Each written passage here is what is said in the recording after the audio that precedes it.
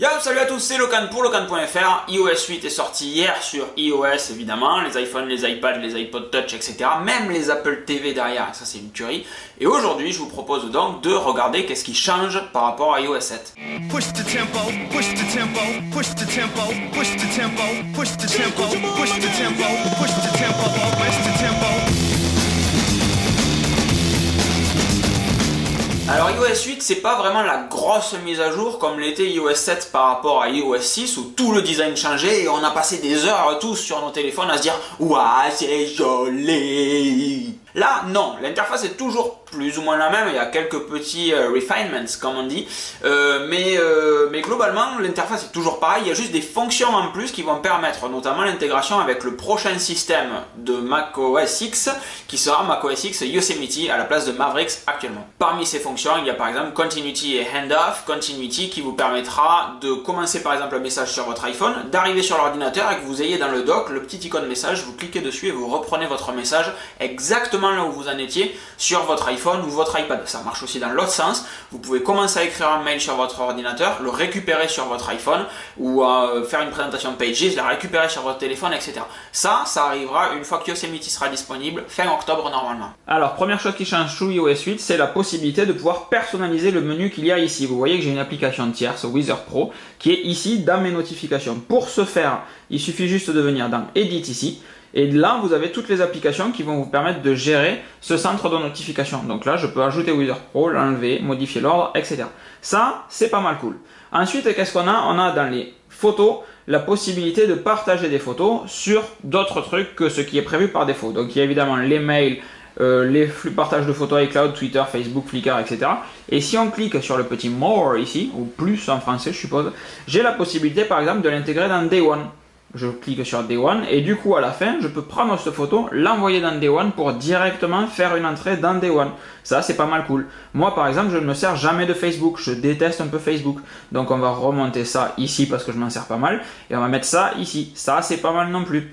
Et puis du coup vous pouvez personnaliser comme ça totalement vos menus. Donc vous voyez que le menu ici a été modifié. Si je viens maintenant sur Safari, je vais avoir la même chose mais avec des intégrations d'applications comme OnePassword. Pour ce faire pareil, je viens ici sur mes menus et là, vous voyez, j'ai OnePassword d'intégrer parce qu'il suffit de venir sur More et de venir rajouter OnePassword ici. Comme c'est un truc que je vais me servir souvent par rapport au reste, hop, je viens mettre OnePassword là et du coup en touchant OnePassword, bim, ça me propose automatiquement d'ouvrir l'application pour rentrer les mots de passe sur Safari. Ça, c'est très très bien. Autre nouveauté cette fois-ci dans l'application Messages, vous avez la possibilité de renommer des conversations. Vous voyez ici, j'ai appelé ça les bugois, puisque les gens avec qui je discute habitent au bug.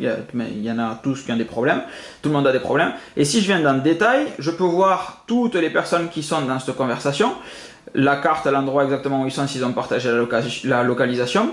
Je peux moi partager ma localisation avec toutes les personnes de cette conversation et je peux voir ici les photos qui ont été partagées avec moi. Vous voyez que ce sont des gens super gentils. Les photos qui ont été partagées avec moi, je peux même dire en fait ils me font chier quand ils écrivent tout le temps parce qu'ils envoient tous 40 SMS à la seconde.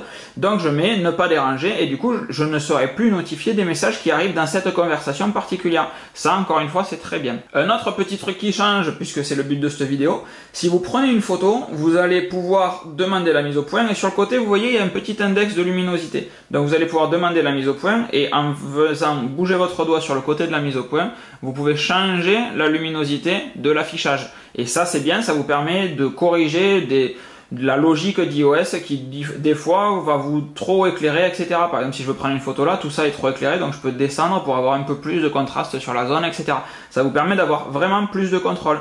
Si je veux prendre cette photo par exemple, j'ai évidemment les filtres par défaut ici. Moi j'en veux pas, je reste, je prends ma photo et en venant chercher ma photo ici, je vais ensuite avoir la possibilité de l'éditer avec les mêmes filtres que précédemment, ça rien de nouveau, mais surtout avec pas mal de réglages ici. Je peux venir reprendre des réglages de lumière et modifier la lumière de ma photo. J'ai le petit point en bas qui me sert de repère pour revenir, je peux revenir là, hop, dire que c'est bon par exemple, et ça c'est mal foutu par contre, le fait qu'on puisse pas revenir sur les réglages, qu'on soit obligé de tous se les coller. La saturation, je peux dire je veux que mon rouge il soit un peu plus rouge, que mon carrelage soit presque jaune en réalité, et je peux faire ça, je peux revenir au menu, voilà, en faisant ça.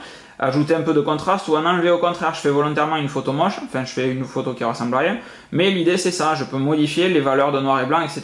On a réellement la main sur tout, sur les photos, et ça va permettre de partager des photos qui seront directement dans une meilleure qualité. Ça, c'est assez cool aussi.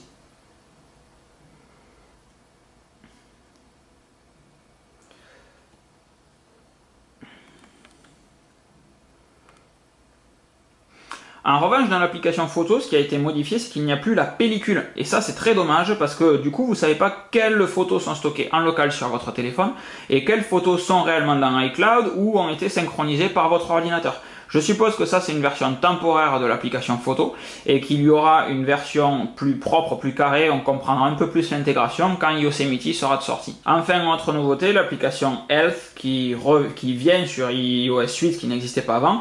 Et pour ajouter des petits trucs ici, si jamais vous ne le savez pas, il suffit juste d'aller là-dedans, de dire par exemple je veux savoir combien je prends de protéines par jour, vous tapez prots ici et là vous ajoutez au dashboard tout simplement.